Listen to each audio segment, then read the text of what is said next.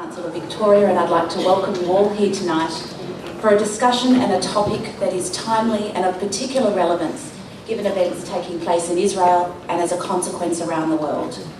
The question we're asking here tonight is anti-Zionism anti-Semitism? During this recent war, Israel has retained its traditional friends in Australia and the US, although we've seen that even those friendships have come under pressure. Across Europe in particular, we have seen a significant spike in anti-Semitic incidents, from synagogues being firebombed in France and Germany, Jews being beaten up, shops with signs saying Jews are not welcome, university campuses becoming dangerous places for students.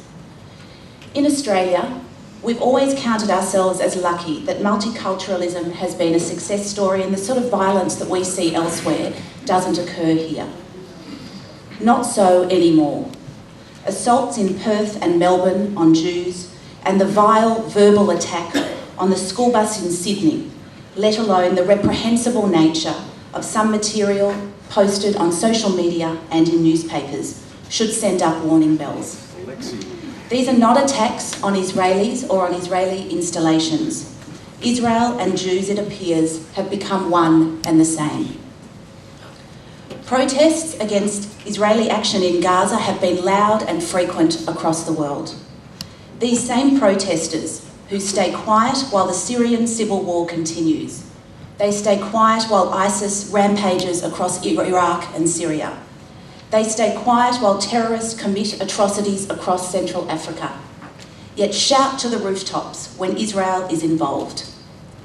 Douglas Murray, writing in The Spectator, asks, how many Muslims and Christians must be murdered before these Western protesters look up from their obsession with the Jews?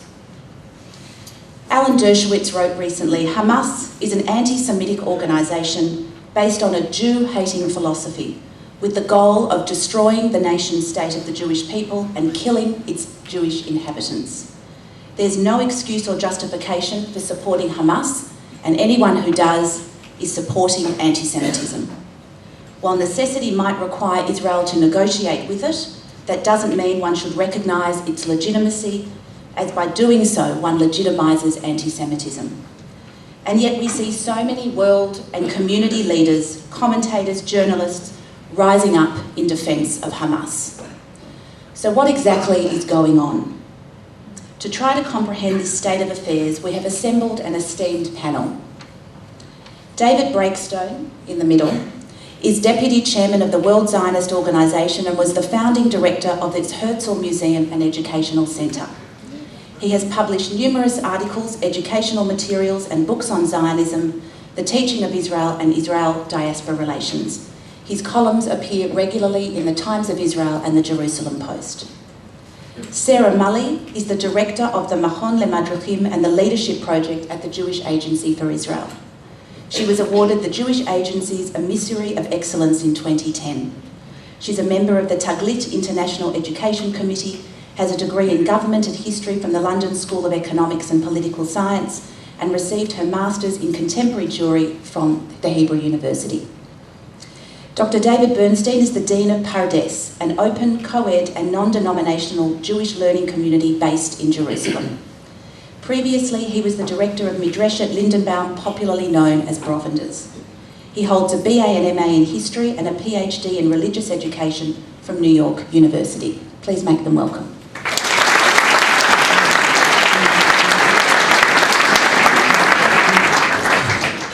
Tonight, I'll start by posing a few questions to our panel, after which I'll open it up to the audience.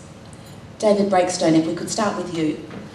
In your blog, you have written about the outrageous statements made about Israel by world leaders, delegitimising the Jewish state, calling it an apartheid state, and few rise to protest. You call it the acquiescence of silence. In the last few weeks of the war with Hamas, Israel has faced widespread condemnation which has spilled over into what appears to be the antipathy of Jews themselves. When there is condemnation of Israel's actions, why are Israel and the Jewish people seen as one in the same? Is this anti-Semitism under the cloak of anti-Zionism? Okay. First of all, let me say that it's a real pleasure to be here and to see the degree of interest reflected in the huge crowd this evening. Coming from Israel, I want to say how important it is for us to know that there is this kind of support and concern among the Jewish communities around the diaspora, so I really want to express that appreciation. Also, I've spent the last 8 days in Cape Town, Johannesburg, Perth, and Sydney before arriving in Melbourne, and I can't wait to get back to the quiet of Israel, where all we have to contend with are a few rockets being launched by Hamas. The truth is really being in Israel, even with all of our connections to the diaspora, until you actually get here and feel what the community is going through, it really isn't appreciated. And I will be going back to my friends and colleagues in Israel and sharing with them what it is that you're faced with. Just in case people, somehow anybody missed this cartoon, in answer to your question, if anybody has any doubts that the anti-Israel stance has taken on an anti-Jewish character, you're all familiar with this cartoon, and clearly it's a caricature which could have come out of Nazi Germany. And what's interesting to me is not only the cartoon itself, but the apology that was issued.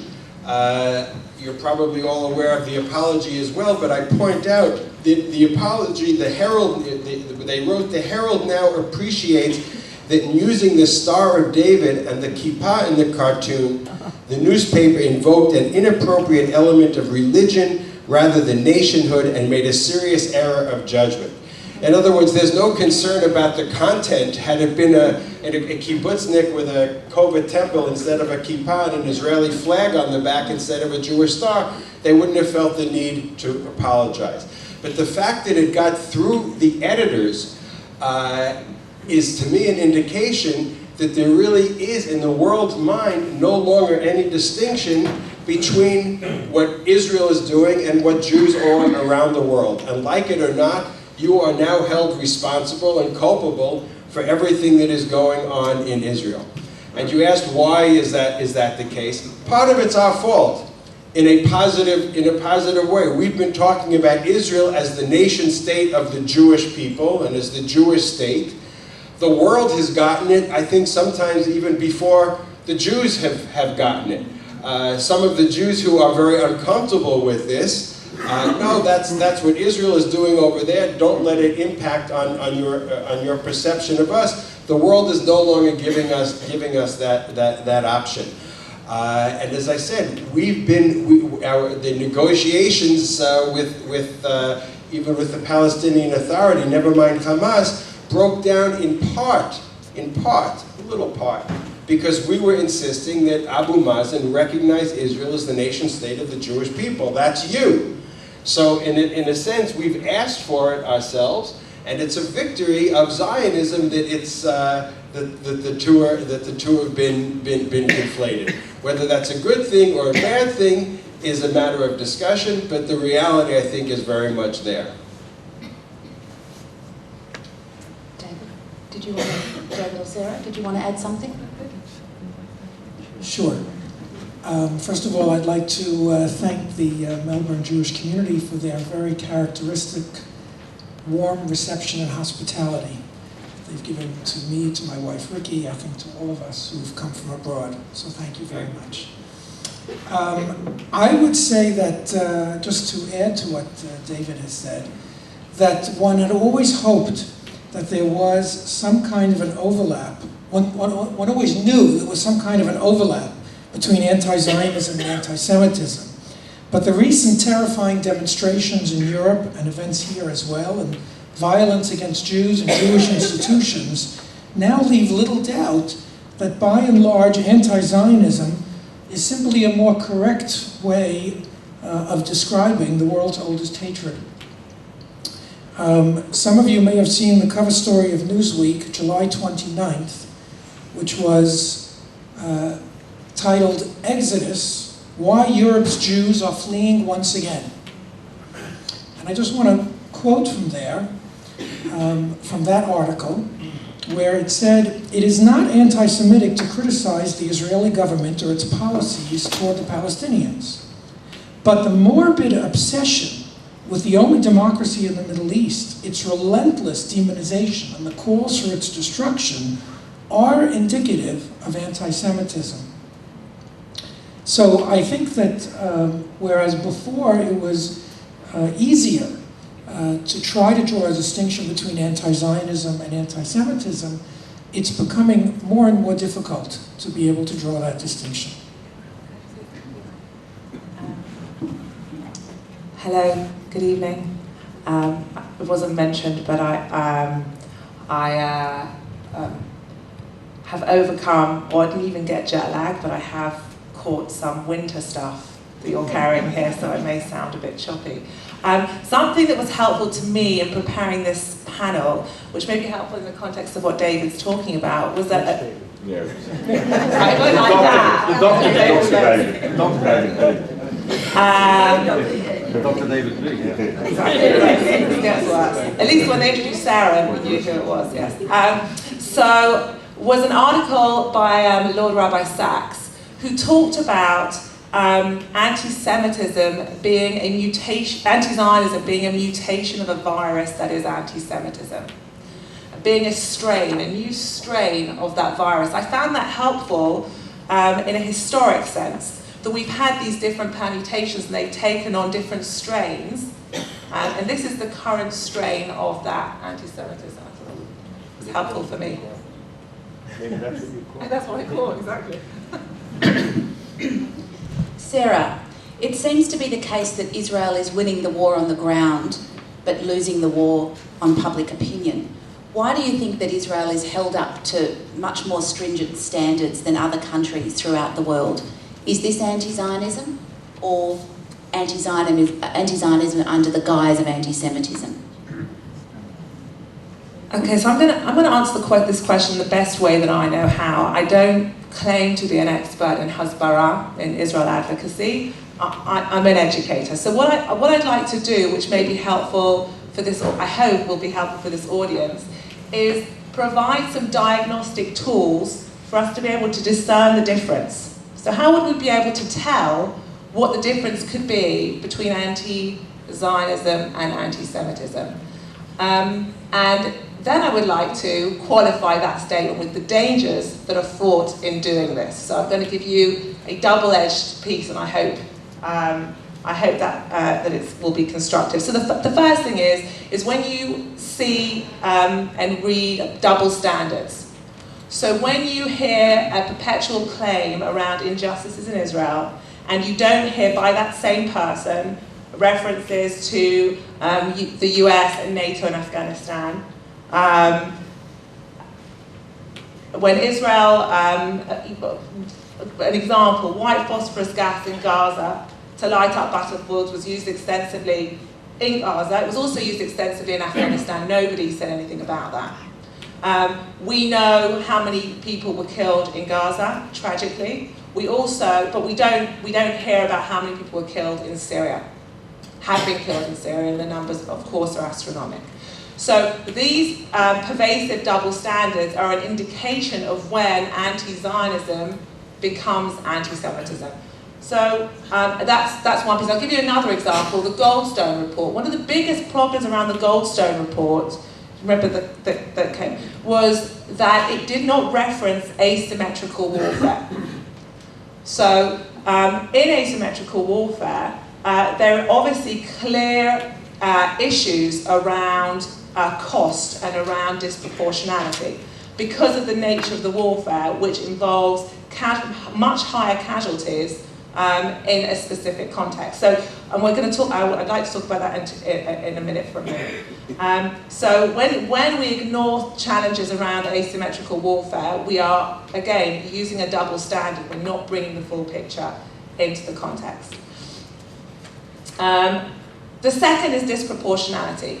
The use of the word disproportionality, the use of Israel disproportionately in the press, a backward versus forward looking at disproportionality. So that would be So say you were in World War II and one was bombing a tank factory, a factory that builds tanks. One could call disproportionality straight then, but one would not be able to assess that because the tanks could have done so much more damage than the damage that was the fallout from the bombing of that factory. So that's an example of backwards versus forward-looking disproportionality that's used all the time. So if you were bombing a bomb factory in Gaza or a place that stored weapons, that in and of itself is called disproportionality, irrespective of the overall picture. Again, there are 82 Christian countries in the United Nations, there are 56 Islamic countries and 1 Jewish state. And for some people that feels like it's one too many. That again is a disproportionality issue. So that's the second word that I want to bring into this conversation. The third is delegitimization. Some people you'll hear, these are, what I'm using I'm playing with the 3 Ds that were created by the chair of the Jewish Agency, Natan Sharansky. The last one will be delegitimization.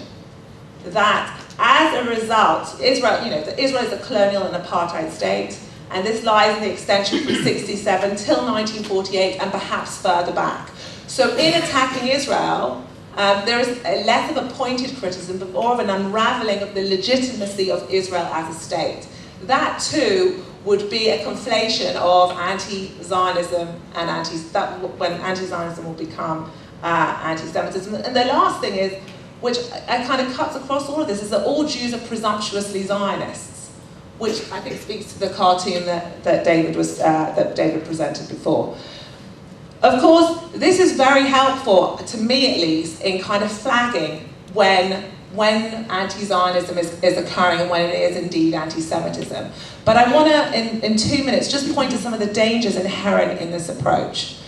And I think this is important as I look across this audience, and forgive me, but I want to reflect the demographic of this audience. And I work with young people who are grappling with who they are in relation to Israel in a very liberal, enlightened society. And so these issues are perennial to really who they are as young Jews and also humanists. So what happens when we become very focused on the anti-Zionism, anti-Israel, anti-Semitism issue, is that we're in danger of becoming dogmatic. We shut down dialogue as a knee-jerk reaction because we don't want people to criticize Israel. All criticism then by definition becomes anti-Zionistic and anti-Semitic. And then what happens is, and I'm using 3 Ds again just for the purpose of being consistent, is that it becomes divisive, creates a them and us. Well, you're out of the pool because you're against Israel and you're for. But it creates this dynamic in the community where you're either in or out. And the third thing is that a community that's preoccupied with anti-Zionism and anti-Semitism, according to research done by the Jewish People Policy Institute, becomes a people in decline. That's the third D, becomes a people in decline because we become the mirror image of what our enemies want to tell us. We become preoccupied with the hatred, as Hannah Arendt would say. And then what happens is we don't have a real meaning. We're running after this issue. Well, what are the positive, affirmative, meaning-giving things about Judaism that make being Jewish life worthy? So I would point to the diagnostic tool of the 3 Ds, but I would qualify that by saying there are another subsection of 3 Ds that we need to be sensitive to so that we are conscious of, we allow the conversation to happen, open dialogue, and also create a vibrant culture around Jewish creativity, not only for the people in this room, but for the Jewish future as a whole. Thanks, Sarah. David Bernstein. So I'm not sure that I'm really disagreeing with you, Sarah, but I'd like to take, I think, a different tack.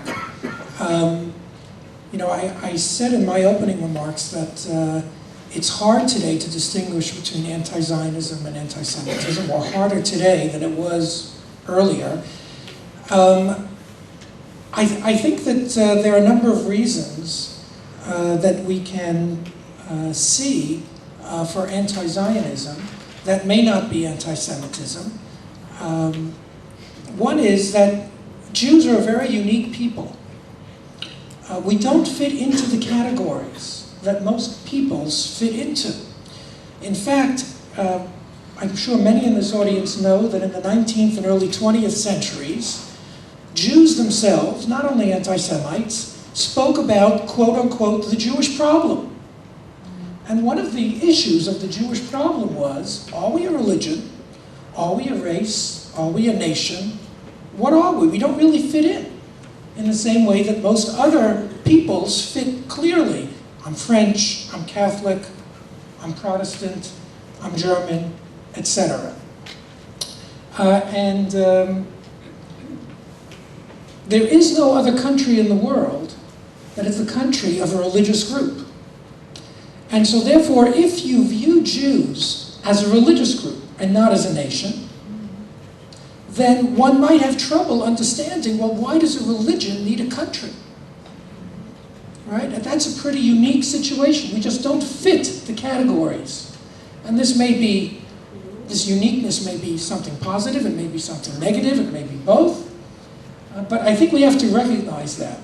The other thing I'd want to say is that I think there are three possibilities for understanding the double standards. That I think it's pretty clear Israel is held to a different standard than other countries. And the first one I would say is, Israel is a small, fragile state. Small, fragile states are held to a higher and different standard than great powers. Great powers can get away with things. Take a look at China. What China gets away with in terms of human rights, right? So great powers can get away with things that small, weak countries that are not superpowers can't get away with. A second possibility is that Israel is a Western society, a Western democracy. And as a Western democracy, it is, fairly or unfairly, held to a different standard. We all know that when dog bites man, it's not newsworthy. When man bites dog, it is newsworthy. And so therefore, even if we feel it's unfair, the fact that Israel is a democracy means that people's expectations are different, and when a totalitarian government does terrible things to its people, well, that's not news. We expect that. It's when you, who seem to be a democracy, do it, that surprises us. And then there is a third possibility for this double standard, and Leora quoted Alan Dershowitz before, and Alan Dershowitz has said that when a double standard is applied to the Jewish people, there's a term for that. It's anti-Semitism. Those are three possibilities. I don't claim to know with certainty which of those possibilities is most prevalent, but I think we should be aware that there are other possibilities in addition to anti-Semitism. If I could, I'd like to suggest a fourth possibility, and again suggest that in part it's our own doing. Again, it doesn't excuse it by any way, shape, or form, but for thousands of years, we've been telling the world we're better than they are. We set out to be, when Abraham was commanded to leave his home and his father's home and the country where he was born, and to move to this land that he would be shown, it wasn't only to become a great nation, but to become a nation through which the other peoples around the world would be blessed. And we've been taking that line, saying that we're going to be an Or L'Goyim, a light unto the nations, and again, the world has bought into this, I think. And of course, I want to make it clear, there's no excuse whatsoever for applying that double standard to political discourse and for judging us unfairly. But I think there is a reaction on the part of the world. It's not just that we're a Western democracy. It's that we've claimed we hold ourselves to a higher moral standard, proudly. And again, I think that's a fourth possibility that plays into this. I also want to pick up on, Sarah, on a point that you made about anti-Zionism and the knee-jerk reaction and saying that any criticism of Israel is anti-Zionism. And I don't accept that at all. Certainly a cartoon like this is clearly anti-Semitic, but an email that I got from my cousin Hal. I wrote Bob here to protect the innocent or the guilty, but this is literally an email that I got in response to an article that I wrote at the beginning of this war. I said, the article was called, "It's Not the Settlements, Stupid," and I explained where I saw the war coming from. And he wrote back to me, "Don't you think that Hamas proclamations that they want to destroy Israel and throw the Jews into the sea might just be rhetorical flourishes?" I love the word that he used there, rhetorical flourishes. "Actually, I have the feeling, the impression," he went on, "that Israel's leaders even relish these statements because they can be used to justify any and all actions." Hal, my cousin, is a professor of education at Queens College in New York. He's 80 years old, so we can't say, he's one of those young whippersnappers, clever guys. He's a classic liberal American Jew who finds the Hamas positions so absolutely not in keeping with any way Western mentality, he just can't accept it on face value. And I wrote back to him, "Hal, 12,000 rockets fired on Israel since 2005 when we left the Gaza Strip with only one hope in mind that it would bring us a little bit of quiet. 30 plus tunnels that we've discovered under Gaza, from Gaza into Israel, that could have absolutely no other purpose than to massacre Israeli civilians, cannot be dismissed as rhetorical flourishes. Wake up. It's time to take seriously what Hamas says about itself. The world far too often, and Jews even more often than that, have too recently in history and at other throughout history have dismissed as rhetorical flourishes very real threats made against us. That being said, Hal is not an anti-Semite. He's not even an anti-Zionist. He loves being Jewish. He's proud to be Jewish. He loves to come to family celebrations, to celebrate the holidays together. And I think we have to be very careful in the community, and this fits into what Sarah said, of not dismissing those whose questions make us uncomfortable. I referred Hal to the Hamas charter and quoted to him that on the day of judgment, when it comes, Jews will be hiding behind the rocks and behind the trees, and the rocks and the trees will call out, "There is a Jew hiding behind me, come and murder him." He was completely unaware of these things. His criticism of Israel comes out of ignorance. Professor or not, he's ignorant about these things.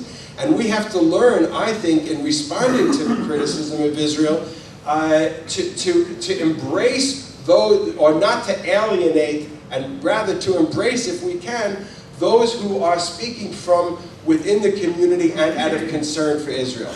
I note that in the Haggadah, the distinction between the wise son and the wicked son is almost imperceptible. If you were reading what the wise son says and what the wicked son says, without knowing all the commentary, and that one was labeled as wise and one was labeled as wicked, I dare say you wouldn't know the difference. One talks about, what do all of these things mean to you? And the other says, why do we do all of these things?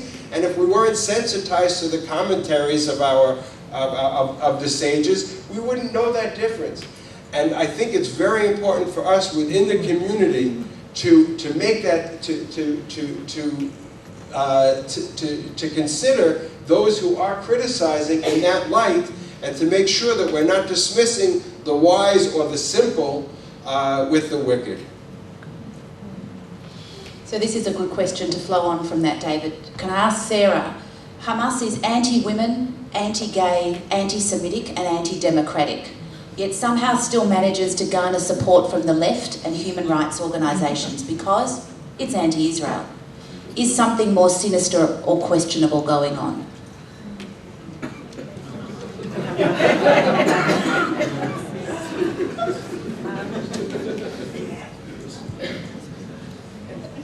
This is this is a very almost benign question to some degree. You could say yes, but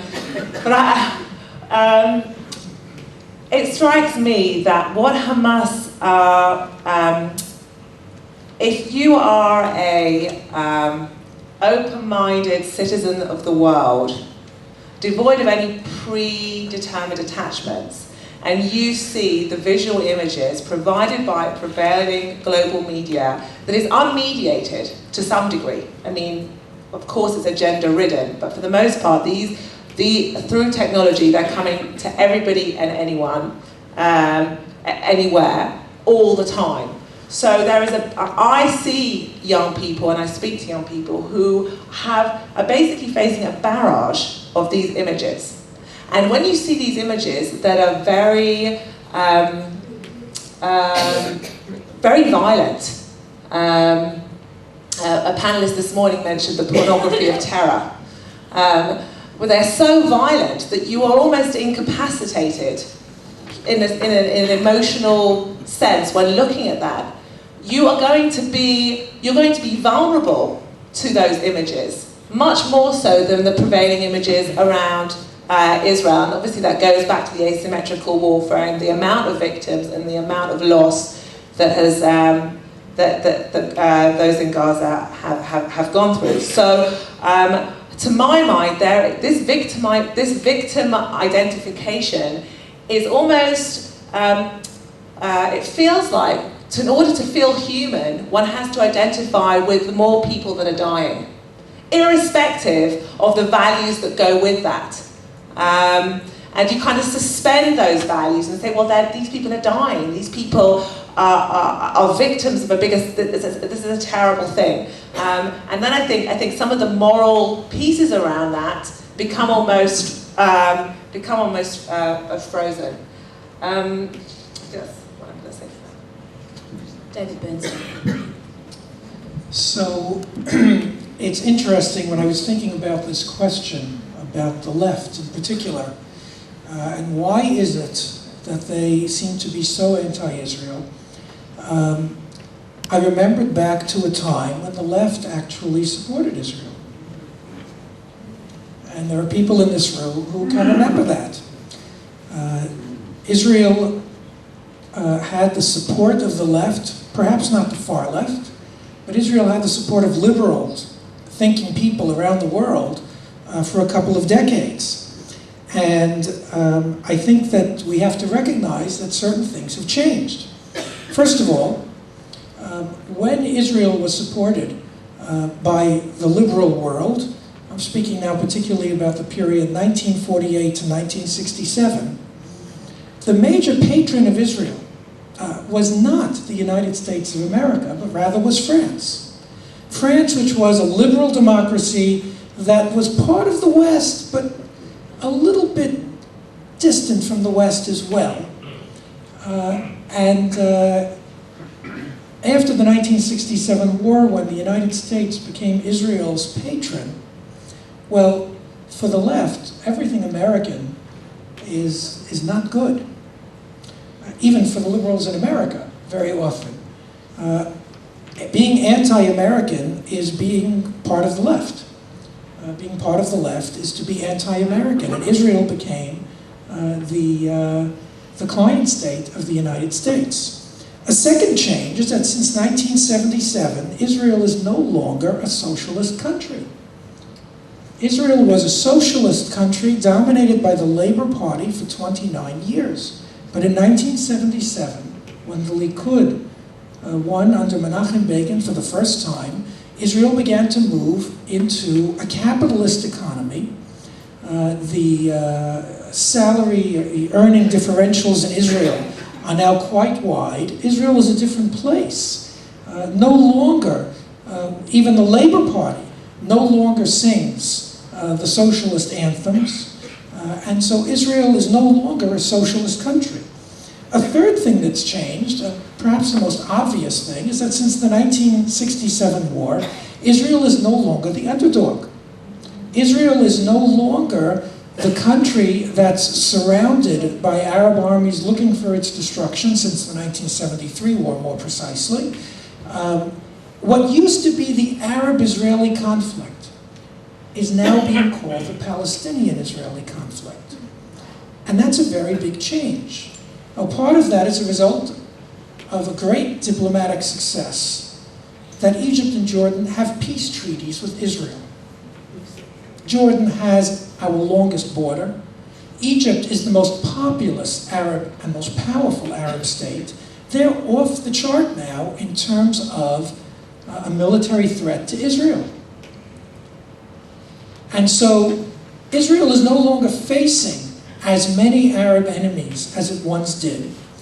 Israel has grown to be a regional military superpower. And so therefore, for these reasons, I think that Israel has actually, the support for Israel has changed. While Israel used to be supported by the liberal-minded people, Israel is now supported by the conservative-minded people in Western societies. For example, the evangelical Christians in the United States are very enthusiastic supporters of Israel. Now, for liberals, to sit in the same room with evangelicals is very difficult. Right? They are anathema to them. And therefore, it's not surprising that the liberal churches in America, for example, and in England, are the ones considering all sorts of boycotts and divestment and sanctions against Israel. The Presbyterian Church in America being the first example of that. This is also a very big problem for young people in the United States, and we were talking about the Jewish community as well. Young people in the United States who, by and large, are liberal, support Barack Obama, identify with the left and the values of the left, whether it's gay rights, etc. And those people, amongst them, are most of the Jewish population of the United States. I'm using the United States simply because it's what I know best. You have to extrapolate whether what I'm saying applies to Australia or does not. You know that better than I do. I don't want to pretend to know it. But 80% of American Jews voted for Barack Obama. 80%. That's overwhelming. And it reflects the fact that the vast majority of American Jews view themselves as liberals, and to some extent, their liberalism is more important to many of them than their Judaism. And so, we have a very serious problem within the American Jewish community with the general population, certainly the younger American Jews, who feel disaffected from Israel, in part because of the reasons that I just cited. Of course, this reminds me of Winston Churchill's famous quote, where he said that if you're not a socialist in your 20s, you have no heart. But if you're still a socialist in your 40s, you have no brain. So, maybe there's hope. Maybe as they get older, they will see the light, quote unquote. But nonetheless, all of what I've said leads young liberals and young liberal Jews to rethink their support of Israel and even to oppose it. I just want to make a point about moral authority. In the times of the Crusades, the moral authority for killing Jews was religion. In the time of racial anti-Semitism, the moral authority was science. And it appears today that there is a moral authority, and that is the United Nations and the human rights piece. And that vindicates a lot of the people that are living in that ambiguous world of liberalism.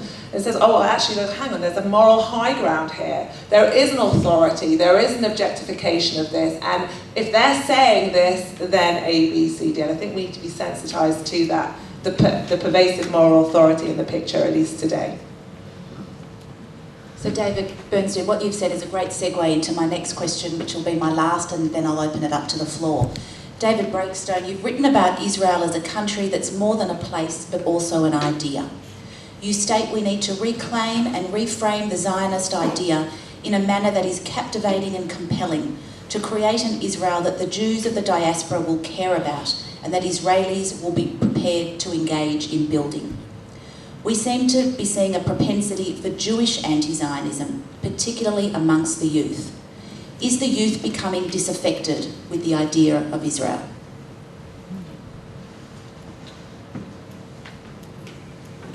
I don't know if I would use the word disaffected. Certainly there are those who are questioning why we even need a Jewish state. It's good I have all these relatives. I picked up my niece at the end of a birthright trip last June.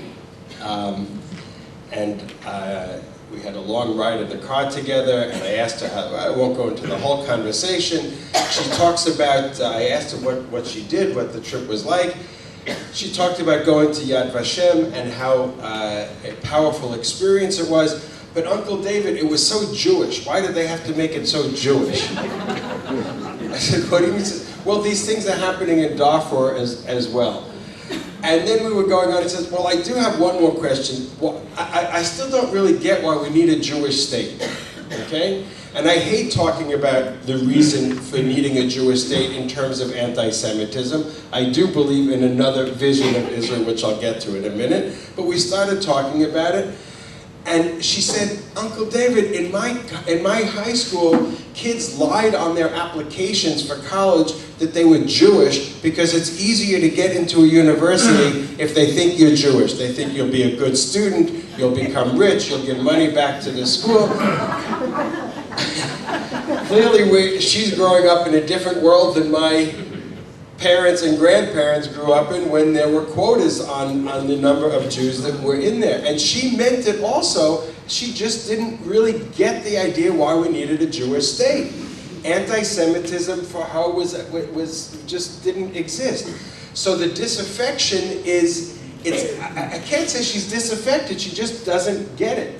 And I think that that's something that's incumbent upon us to really go back to the basics of Zionism and what it really is all about, which in a moment will lead me to that other vision. But the disaffection, I think, often does come in terms of criticism. And I do want to suggest, I won't go into all of this, Sarah spoke about the 3 Ds that are unacceptable. But I want to suggest the ABCs of responsible criticism first, as opposed to the disaffection, but the criticism that's out there.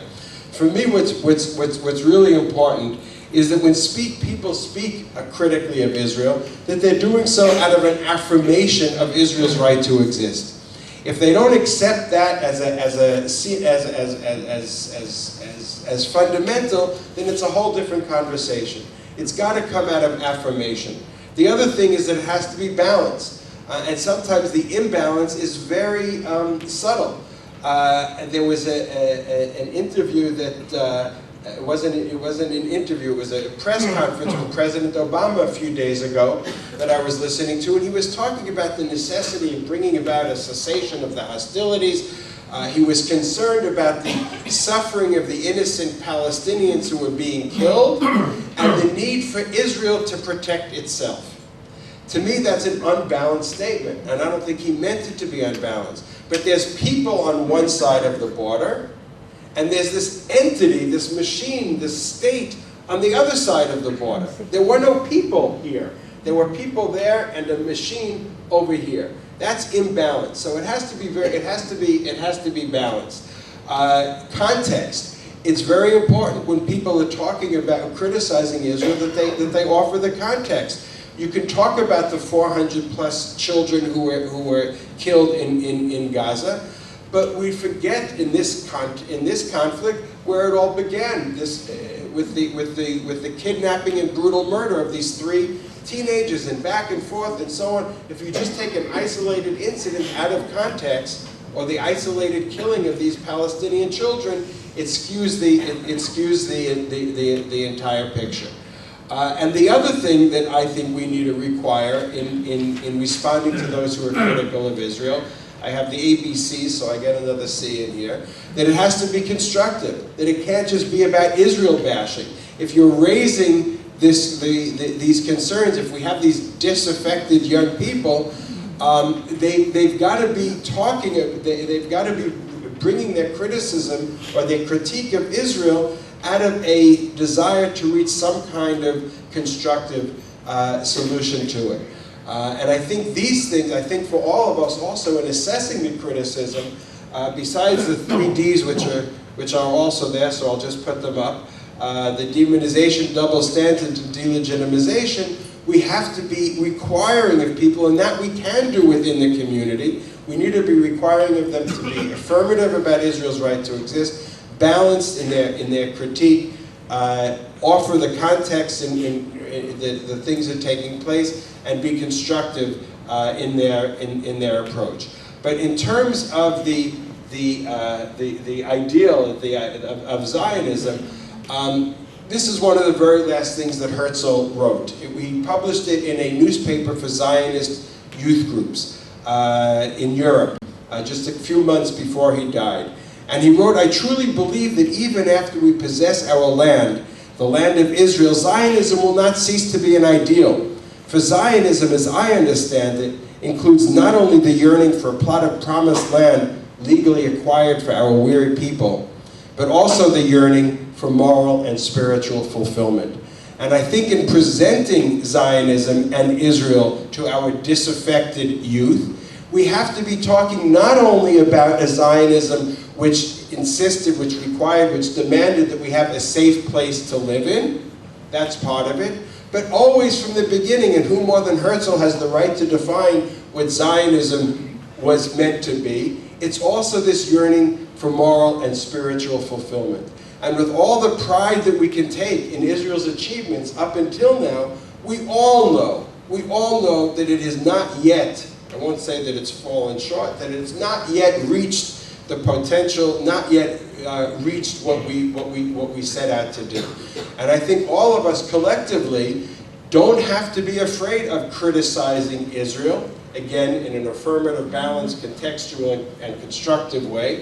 We all have to be working towards that, and we have to engage the younger generation in that kind of ideal. Israel is a work in progress. It's not perfect. There's much more to be done, but we need to find a way to engage them in it, and we need to be striving towards creating an Israel which really will be a great nation and a nation through which the other nations of the world will be blessed.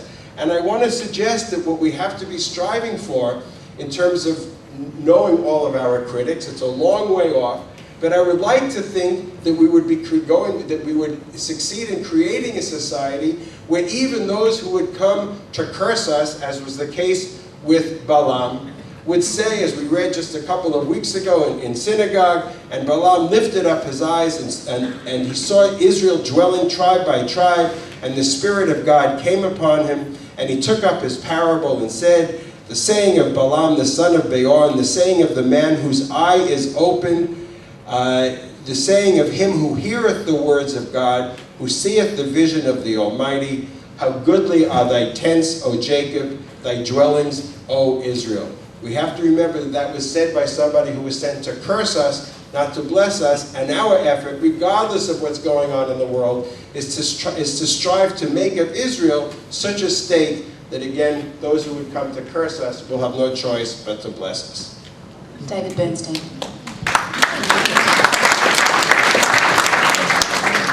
Thank you, David. I very much agree with you. I'd like to provide a different perspective. My field is history, and so therefore I always revert back to historical perspective. And if we look at it from historical perspective, we have to remember that until 1933, most of the Jewish world was not Zionistic. Till 1933, most of the Jewish world were not Zionists. The largest Jewish community in the world in 1933 was the United States. The Reform movement and most of the Orthodox movement opposed Zionism. It was only in the 12 years between 1933, the rise of Hitler, and 1945, the end of World War II, that American Zionist organizations quadrupled their membership. That is, the rise of Hitler and the Shoah actually brought about a turnaround. The Reform movement became a Zionist movement. Most of the Orthodox embraced Zionism, and American Zionist membership increased by 4 times in 12 years. Similarly, the second largest Jewish community in the world in 1933 was Poland. Poland had the largest mass membership Zionist organizations of any country anywhere, including Palestine. And yet, the Agudat Yisrael, the ultra-Orthodox or Haredim, were anti-Zionist. The Bundists, which was another mass membership organization in Poland, were anti-Zionists, it's safe to say that between the Bund and the Aguda, there were more members than there were in the Zionist organizations in Poland. And so the majority of Polish Jews, where Zionism was strongest, were not active Zionists.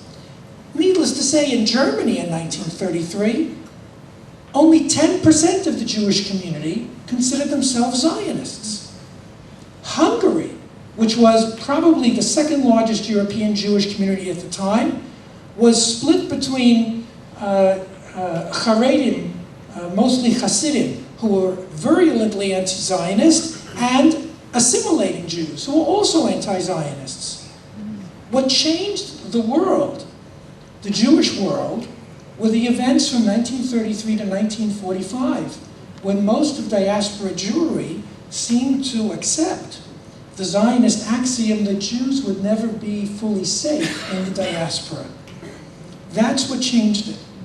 So it should not, even though we've, since 1945, have lived in a Jewish world where Zionism, except for a few fringe elements, is commonly accepted and supported, that's actually quite recent. And so it shouldn't surprise us that there will be Jews who will not be Zionists for one reason or another. It might be sad to us. We might think they're mistaken. We might have emotional reactions towards them. But I think we've been living in a period of time that actually isn't representative of the whole history of Zionism.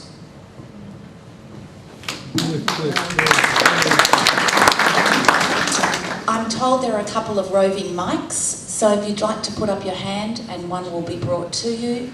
If I can ask if you've got a statement to make, to keep it brief, and then pose your question.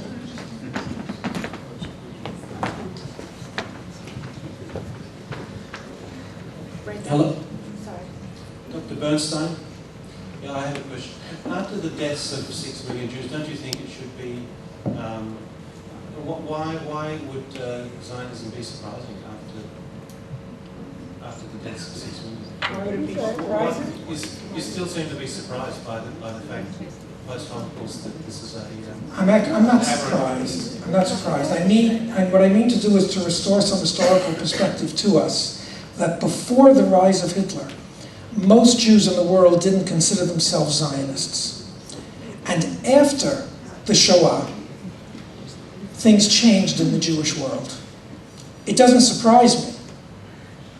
I think that we have a short memory, and we just don't remember that. You know, in a little discussion we had before the panel, we were discussing how there was a golden period for the Jewish people where anti-Semitism was really verboten. It really was I wouldn't say non-existent, but certainly out of the mainstream of the Western world. And that period was more or less from after World War II until recently. Today, anti-Semitism is returning with much greater force, perhaps under the guise of anti-Zionism. But I'm simply trying to restore some historical perspective. I'm not surprised at all that the rise of Hitler changed people's minds about Zionism. How does the historical perspective explain the rise of the modern-day capo like Ilan Papp and people like Noam Chomsky and Norman Finkelstein? We've always had Jews who turn against the Jewish people. Whether it was Torquemada, who headed the Inquisition in Spain, who was a descendant of Jews, or whether it was other Jews. And I think, by the way, Jews are not unique for this. I think in every country and every nation, every people, has its members who turn against their people for one reason or another. But having said that, I also want to say that I'm someone who made Aliyah. I served in the Israeli army. My children, thank God, proudly served in the Israeli army, all of them. 2 of them were called up recently. and are still in the army right now as reservists. So I consider myself a Zionist. But I don't know that we should view anyone who is Jewish but not a Zionist as a traitor to our people. I think that might be too extreme. I think there are some characters, and you've mentioned some of them, who are particularly vituperative and virulent in their anti-Israel feelings. But I think that we have to deal with the fact that not everyone might be a Zionist, even if we want them to be.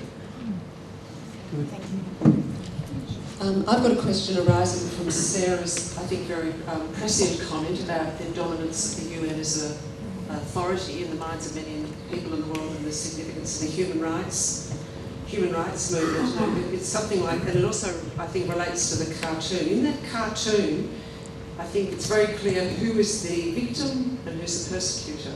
That's very striking.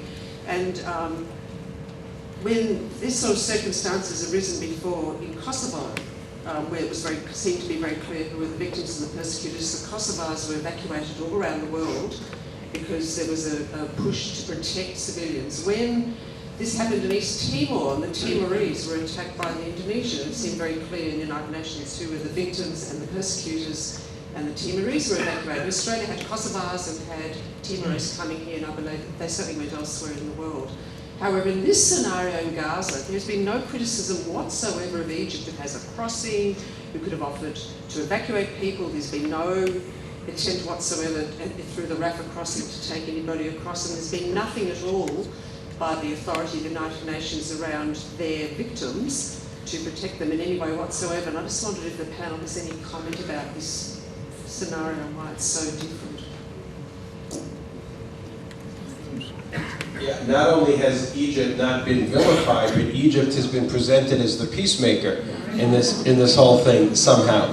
And actually that leaves me with a bit of optimism. I would like to think that as a result of this conflict, that there may be a realignment of forces in the Middle East. I mean, we can only imagine what would have been had the Muslim Brotherhood still been in charge in Egypt at the time.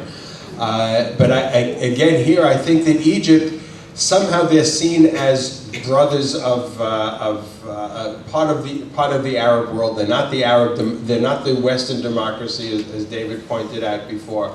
So they, as I said, they've not only been left completely off the hook, they've been seen, if they've come forward now to offer to serve as a go-between. It was completely unexpected, unanticipated, and they're getting a lot of credit for doing that. It's just, and as Sarah pointed out before, what's going on elsewhere in the Arab world is just being completely ignored.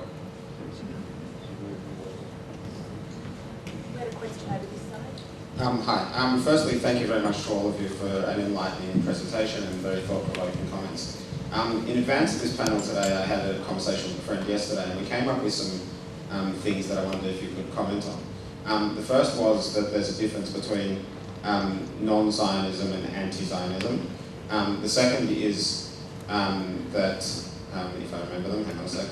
The second is that, well, I'll come back to that. Hang on. Could you comment on that one first? Who would like to comment on the difference between non-Zionism and anti-Zionism? No takers? I agree. In that regard, again, the niece that I mentioned is a perfect example of a non-Zionist. She's nothing against Israel. She just doesn't get it.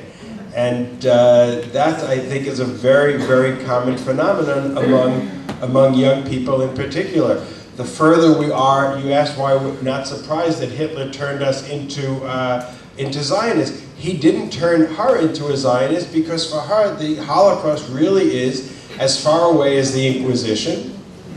And as her interpretation, as she said, but why is Yad Vashem so Jewish? That's a very, very telling comment. She doesn't get the Holocaust either.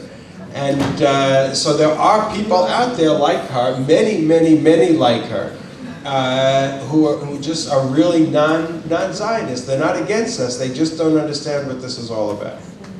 I'd like to briefly just respond to that. I feel like we're letting ourselves off the hook if we say they don't get it. To me, they may get it, young people may get the world, but they may get the world differently to the way we get the world. And if we don't recognize that they are understanding reality totally different from us, we're going to be running after them, trying to superimpose our agenda on them, and we've basically disenfranchised them from their opportunity to create their sense of meaning in the world. The fact that they don't remember the Holocaust is a very natural, very logical, almost intuitive thing, even if they are born to. They don't viscerally have that, but they have a lot of other stuff. They are resourceful in a lot of ways. And I wonder what this conversation would look like if we were to recognize how much young people have today as opposed to how much they lack. So that's the first point. The second point is about your question, to your point about non-Zionism and anti-Zionism.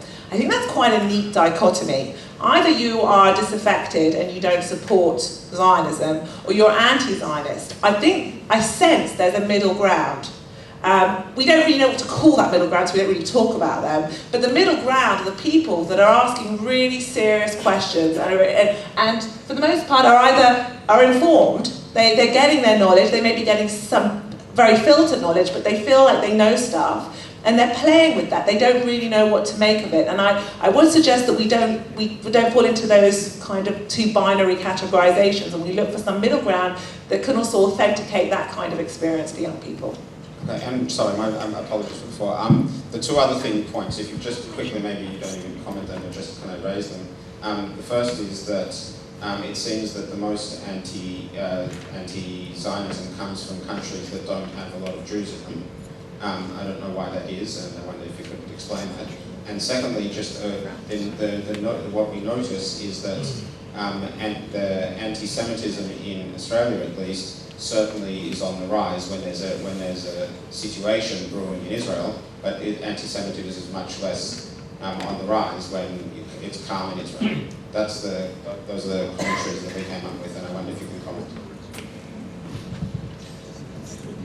Regarding your observation that the most anti-Semitism is coming from countries where there's very few Jews, you may have heard of this country, France, someplace in Europe. The largest Jewish population after the United States and the Soviet Union, and the hotbed of anti-Semitism. So Anti-Israel. Sorry? Anti-Zionism. I'm sorry, I was talking about countries that have anti-Zionism, not necessarily anti-Semitism. Well, certainly in France, they've got both, and they've got a lot of Jews. There have been those who observed that you don't need Jews to have anti-Semites. You don't need a lot of Jews there, but certainly where there are, and they're also feeling a rise on anti-Semitism in England, which is also a very large community. They've been extremely active in the BDS movement there. So I don't know if there's a correlation. You paint the left wing as a sort of an inane liberal movement, and I just wondered if you could comment on the connection between the Baader-Meinhof, Black September and IRA training together in Jordan in the 70s, connection between the left wing and Black September. Any expertise to respond to that? I'm not sure whether the question was directed to me. I was talking about not the hard left, not the far left. I was speaking about liberal-minded people. The hard left, the extreme left, has always been anti-Zionist, if not anti-Semitic, but certainly anti-Zionists, from Karl Marx to the Soviet Union, to the extreme left-wing groups that you've mentioned in the 70s.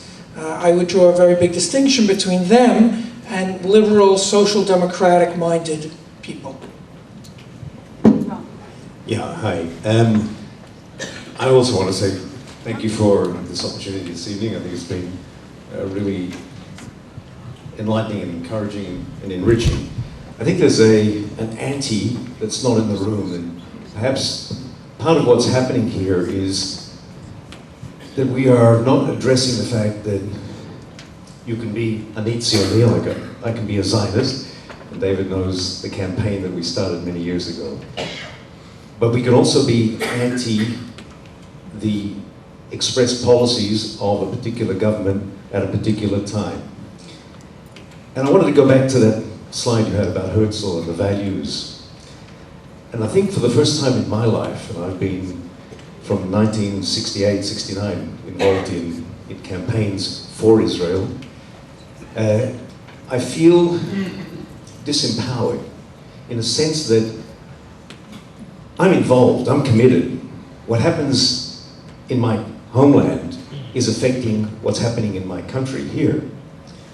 But I have no mechanism, no way of being able to actively express a view about what might be alternative approaches that the government and the country that is my homeland is taking. And I'm not talking about security, because I was in Israel 3 weeks ago, and I went out on the balcony and I saw the vapor trails of the rockets coming in, and I saw the vapor trails of the missiles taking them out.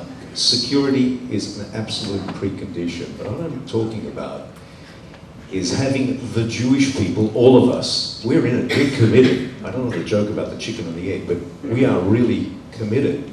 But we're disenfranchised, we're disempowered. And unless we give, as Sarah was saying, mechanisms for our young people to feel capable of voicing their views in a way that doesn't make them anti-Zionists, but rather legitimate members and voices within the Jewish people to have a say and to get a dialogue going so that the Bennetts and the others and the Liebermans and the others really understand that there are dimensions of what they are doing in our homeland. And take the slide back, David, that's the one there, here. The Herzl one, right? But also the yearning for moral and spiritual fulfillment. I think that this, if we're talking about my grandchildren, and my aspiration that my grandchildren should yearn for their homeland, then I think that these are issues that our leaders in Israel need to engage with when they are speaking on my behalf as a member of the Jewish people. Sarah, as an educator, did you want to say something? Well, I identify as somebody who works with young people a lot with what you're saying. I do want to mention the youth movement structure of Australia. It is one of the most, the strongest educational structures of youth movements in the Jewish world. And although tragically it touches a very small proportion of the population, but I do want to give word to that and put that in the room, because to a large degree, what youth movements do is provide that very space to what I would call, what a colleague of mine calls, bettering, not battering Israel. And does it in a way that is dynamically counterculture. That says, well, the grown-ups think this, but we think this, and we're going to change the world, and we're going to better and not batter Israel. The sad thing is that to a large degree, these youth movements are a residue of a historic Zionism. So the challenge that I would put to you, this community today, is how do we adapt the youth movement culture to create a dynamic space which is both multidimensional and evolving, that can allow for those conversations and cultivate a next generation of young people that do indeed better and not batter Israel. I'm just surprised that nobody has mentioned. Alfred Steiner. Sorry, there's just a question. There's just a question over here first, please.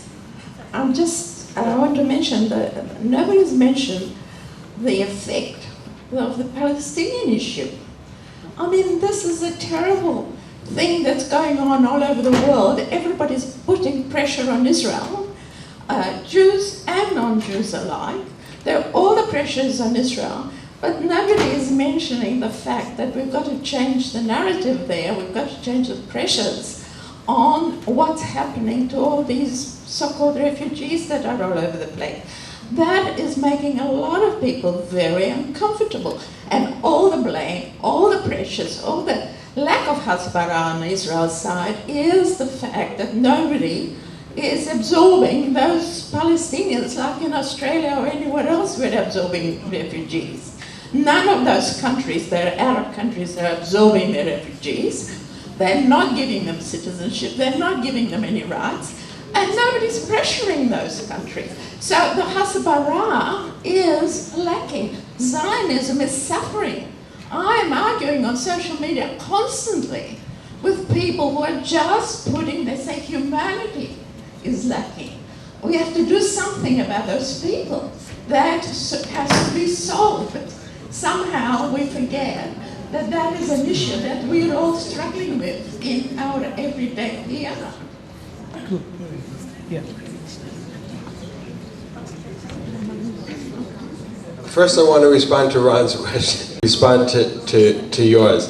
Ron, I certainly, I fully identify with that disenfranchisement, and I don't think it's just the young people. I think there are many older people as well who are very concerned with a lot of things happening in Israel. We started out talking about Israel as the nation state of the Jewish people, but is it really of all of the Jewish people, or only those who follow a certain kind of religious line or political line? But for me, the answer is, certainly I don't need to tell you, it's not to give up, it's to find ways of engagement in terms of shaping Israel. And I think actually what's happened now in the world, in the world in general, in terms of blaming or holding the Jewish community as a whole responsible for Israel, gives you even more reason and more impetus and more justification to come to Israeli officials, Israeli government, and so on, and say, look, if we're in this together, we're being held responsible, then we're insisting on our say of A, B, C, and D. You might feel more reticent in regard to matters of security, although I think also there is a lot to be said. I think you have a greater perspective on what's necessary for Israel to do in order to garner the support of your government, for instance. I think you know that a lot better than people do in Israel. I think American Jews know more what Israel needs to do in order to maintain the support of the American government. And for those reasons, there are things like AIPAC in the States, and what is there here? Okay. AJ, whatever. AJAC. Okay. And you have every right to lobby on that behalf. We also have the example in the States, and I don't know whether it's reached here yet, in addition to AIPAC, there's also J Street, which offers a different perspective on what has to be done. And both of those, as far as I'm concerned, are legitimate. You may be uncomfortable with one position or the other, but it's part of your entitlement as being involved Jews. There are other areas that are not as political, and there are many people, I'm certain in this room, who are involved in all sorts of causes in Israel that allow you to try to impact on the nature of the society that we are in the process of evolving. And the more estranged you feel, the more important it is to empower yourselves, I think, in that sense. There are things through the Jewish Agency and through the World Zionist Organization. There's a committee on the unity of the Jewish people, which does bring certain things to the attention of the Israeli government. We do have contact with government officials in different areas. There is this major initiative now of the government of Israel for a partnership between Israel and World Jewry, which has been held up a bit because of this war, but we hope that it will move forward quickly. So there are different avenues to become involved. And I would encourage all of you who feel a bit disenfranchised to take the opportunity and to find those NGOs and those causes and those philanthropies and so on, which will allow you to express what's your feeling of what Israel, your view of what Israel should become, and to work on it. Yes. I will only say I spent last Shabbat with the Deputy Ambassador of Israel to South Africa. I don't know how applicable it is here. But he said you really have to distinguish between what's happening on the street and what's happening in the government. And even in South Africa, he said, we have a great relationship now with the government. We have real access. They listen to what we're saying, and so on. And he felt that in general, despite the public, the world opinion and so on, that on a diplomatic level, that there were governments around the world who were listening to us and who were not rushing to condemn us. So there are two different battles that are being fought here. And the pressure, they understand that the Arab countries haven't settled the refugees and created a refugee problem in that regard. And I think that we have to understand that there's behind the scenes diplomatic efforts also going on. Thank you. We've probably got time for two more questions. There's one over here. I'm Fred Steiner. I want you to tell me whether I'm still a Zionist or not. Twice President of the State Zionist Council, been to Israel. I sent my children to Israel on Aliyah. And myself remained always here. I did it already before. Does that make me a Zionist? I myself went to Israel many times to visit my children, but never aimed to settle there. Although there was in the Betar time, when I was Betar, that I wanted to settle there. But it was their teaching, I think. Today, I think I see it differently. I think that maybe I am a Zionist, but again, let you decide.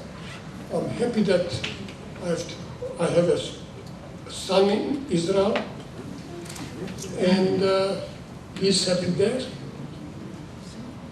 And I mix here with Jewish people. My children married. And, but I can't go anymore saying I'm a Zionist. Is that my problem? Where is my problem? Make an appointment, we'll talk after. I'd like to address the question because I think it deserves an answer. I want to reflect that, at least for the last few comments, that this conversation brings up a whole lot of emotions. This isn't an abstract theoretical conversation, it's a deeply personal conversation. My suggestion would be to, and this is part of the almost dysfunctionality of the panel, that we become the authority. You look to us to authorize your Zionism, and what I would like to suggest is actually that, and this is how at least we educate on the Machol HaMadruchim, is that that this is your practice, this is the work. The work is to be able to own your Zionism, irrespective of where you are. And instead of perhaps looking at yourself as on the periphery of Israel, see yourself as resourceful as an Australian Jew who's a Zionist here, doing wonderful things for the Jewish people and the Jewish future.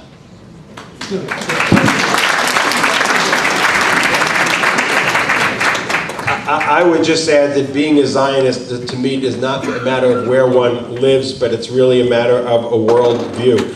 And I would add to that I think one can be an Israeli and fight in the army and be a great patriotic Israeli, but not necessarily a Zionist. Zionism, for me, involves concern with the entire Jewish people. It involves a belief in our sovereignty in the land of Israel as an opportunity to take Jewish values and Jewish yearnings and apply them to public life. It involves the striving for creating this exemplary society. Each of us has the right to define that society as something else, but it means not just having a safe place, as I said, but also of embracing ideals and moving towards that. And I think there are indeed ways of being engaged in that process and in that struggle, regardless of where one is living. I want to thank the panelists who I myself have worked with for a long time, at least two of them, Bernstein not so much, but the other two. And I wanted to just bring together some of the thoughts and then tell you what worries me. And David is our Zionist historian here, and he writes a lot about it. If you read the writings of Herzl and the early Zionist thinkers, Zionism was going to be the answer to the problem of the Jewish people. Anti-Semitism would disappear. Hopefully all of the Jews would move to Palestine and become the state of Israel. What worries me in the paradox, which is becoming so acute through things like the Gaza war, is that in fact it's turning younger people much further away from their connection with the Jewish people and by extension with the state of Israel, because, as was well put here, it's not their fight, but somehow they're being caught into it, drawn into it. They're asked to become Hasbara spokesman for the state of Israel. They don't understand the problem. They're not responsible for it. They didn't suggest it. They're not involved in any of the decisions in relation to it. Yet they're being marked, they're being identified as part of this amorphous group of people, Zionist Jews, and many of them, not so much in this country, but I'm worried about our younger generation going forward, but in other parts of the world, they just don't want a part of it. So it was, as David puts so well, it's meant to be seen as an empowering concept. It brings the Jewish people together, even if they don't live in Israel. They're proud of the state and what it stands for and how it's the self-actualization of the Jewish people. In fact, I'm worried it's actually turning younger people very much away from their connection. I understand David's idea, we've got to engage them, but I think Sarah's right. The problem is the powerful images and the whole characterization that if you are identified with Zionism, the state of Israel, that's bad. That means you're somehow part of some racist, anti-humanistic group of people, and so let's get away from it. It worries me, how do when those images are so powerful, those stereotypes are so strong, how do you actually change that whole way of thinking?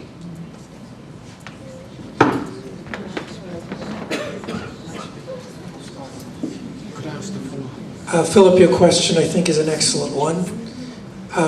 One of the interesting things about a trend, again I'm referring to American Jewry, which is by far the largest diaspora community, is that it seems as if Jewish peoplehood as a concept is in decline. And it's been in decline for the last 20 years or so. That's what the Pew report said.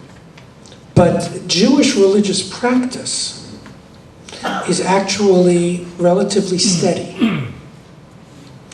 That is, it seems as if younger people today relate to Judaism more as a religion and less as a people, which correlates with what we've been saying about some of the young people being disaffected from Israel, because especially if you're the product of an intermarriage, and today 50% of young American Jews are products of intermarriage, you understand that there's a church and there's a synagogue. You understand there's Christmas, there's Hanukkah. What you don't understand is, what is a Jewish state about? And why do I have a special tribal connection to Jews all over the world? Catholics don't have that. Protestants don't have that in the way that Jews traditionally have had it. And so, while I think this trend is very worrying and deserves a tremendous amount of attention, I think that the connection to Jewish spiritual life and Jewish religious life is actually not suffering to the same extent as Jewish peoplehood. I see it slightly differently.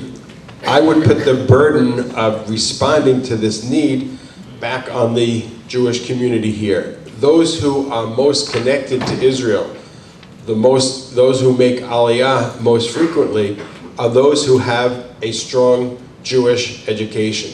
If you're not concerned about connecting to Judaism and the Jewish collective, both of them, then Israel and Zionism is never going to have any meaning. And that's not something we can do from Israel. We try to put Band-Aids, plaster, what's it called here, on the lack of it by creating things like birthright and so on, and trying to make up in 10 days for 12 years of lack of education in some cases, much less for Australia, where such a high percentage of the students are in Jewish day schools. But that there will never be this connection to Israel and to Zionism if there's not first and foremost this connection to Judaism. And that's really the number one responsibility of each local Jewish community, to provide for those needs, even before, I would say, at the risk of those from UIA or IUA or whatever in the room, that the first and foremost need is taking care of Jewish education locally, even more importantly than serving our needs in Israel.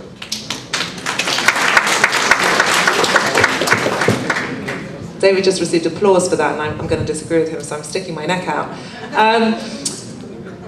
I've met a lot of young people who feel disengaged with Judaism. Now, I don't have the major statistics on that, but for those people, and my feeling is that we're succumbing to the dynamic of kind of taking Israel, the positive Israel, out of the conversation, succumbing to the anti-Zionism piece, and then talking about Judaism. I feel like that's the dynamic that's happening. So I want to put Israel back into this conversation, and I found that with unmediated encounters with real Israel, cultural Israel, multicultured, multidimensional, ever-changing, vibrant Israel, young people actually find a way of understanding themselves as Jews. And I wouldn't want to lose that from the conversation, because otherwise we become monolithic in the eyes. Also, we kind of pander to the eyes of the people that are trying to attack us. It's a fascinating discussion, and I know there are lots more questions out there, but I'm afraid we have to wrap up. If I can ask Shireen Hamber, the Vice President of the Zionist Organisation, Zionist Council of Victoria, to give a vote of thanks to the panellists. I'd like to thank our panellists. I think that we are all very aware that that question of anti-Zionism and anti-Semitism, and where do they overlap, how do they overlap, are they the same, is one that has been in the mind of many of us who have watched discussions on Israel over the last few years. The last month has brought that question into extreme focus, very much in Europe, and unfortunately more and more for us in Australia. While we may have had lots of alphabetical solutions, be it the 3Ds or the ABCs, to try and answer this question, and I think each of you probably had a slightly different view about how much that overlap occurs, I think the one thing that we did get from all the discussion is there is no easy answer to this question. There is no easy definition that you can say that is anti-Zionism and that is anti-Semitism. There are some bits that are clearly anti-Semitic, but there's a lot in the middle that is very open to discussion and interpretation. And I think it was really interesting that somehow our conversation then moved to those two subjects which are so much discussed in our community and are obviously subjects that the three of you struggle with as well. How do we engage our youth? And how do we deal with criticism of Israel which happens within our community? Where are the red lines? When are they crossed? And they're real issues for all of us, and ones that we are really struggling with this community. And we thank you for the time that you've taken. I know you've had a very full day today, you've got a very full day tomorrow, and that's leaving aside the Australian germs that we've apparently given to you. And I'm stepping well back at this moment. But thank you very much. I think the size of this audience, the number of people who are here tonight, reflect how very important this discussion was and how very much we appreciate your time and your thoughts. On behalf of the Zionist Council, I'd like to present each of you with these two books. They're called Memory Guide My Hand. They were a project of the Zionist Council of Victoria for Israel's 60th anniversary. Stories of Australians who have gone to Israel, stories of Israelis who have come to Australia, and we know it's a very long plane ride on the way home, so that should give you plenty of opportunity for reading. And I'd also like to take this opportunity, and yes, I've got two more back here, to thank Leora for all the work she has done in preparing for this evening.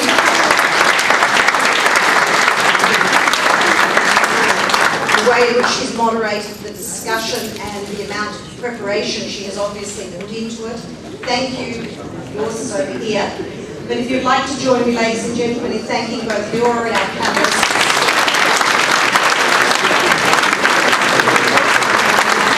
Thank you, and good evening. Just on your way out,